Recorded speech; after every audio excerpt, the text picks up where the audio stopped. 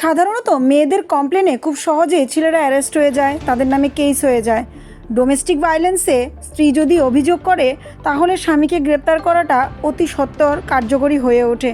কিন্তু অনেক সময় দেখা যায় স্ত্রীদের মিথ্যে অভিযোগের ভিত্তিতে নষ্ট হয়ে যেতে পারে একজন স্বামীর জীবন।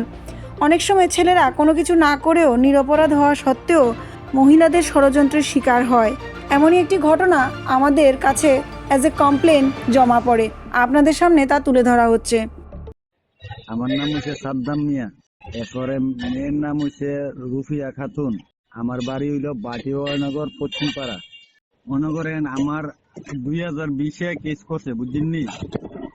আমি বলে মায়ের টর্চারিং করছি, মায়ের বলে মায়ের দূর করছি, তো মায়া এটার লেগে কেস করছে। এরপরে কেস মামলা করে আমার বাড়ির ভিতরে সংসার ধর্ম কইরা গেছে। সংসার ধর্ম করে এরপরে মনে করেন ডাক্তার শিলচর নিয়ে ডাক্তার দেয়াইছি, 20,000 টাকা খরচ হয়েছে। এরপরে মনে করেন বর্ডার গোলচক্কর চৌধুরী নিয়ে দেয়াইছি, 18,000 টাকা খরচ হয়েছে।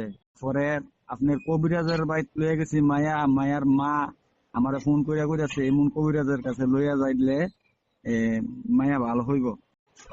মায়া মনে করেন আমার বাড়ির ভিতরে মনে করেন কইলাম 1 মাস থাকলে বাপের বাড়িতে 1 বছর কারা। এরপরে আমার কোনো নাই সন্তান। এরপরে আমার নামে শুধু কেস করে রাখছে, আমার মার নামে, আমার ছোট ভাইয়ের নামে, আমার নামে কেস করে রাখছে। আর যদি কোনো সময় ফোন করতে যাই তো মায়ার ভাইয়েতে মায়ার মা, মায়ার ভাবি আইতে আমার বিশ্রী ভাষা করে, বুঝিনি। মেলাগড় আমার শ্বশুর বাড়ি হইল মেলাগড়, বুঝিনি। মেলাগড় গ্রামতলি ইন্দ্রনগর। এদিকে প্রধানের জানাইছি, প্রধানে কোনো করছে না, প্রধানে কোনো রাউই করছে না, তার আত্মীয় লাগে। এ হইল মালেক প্রধান।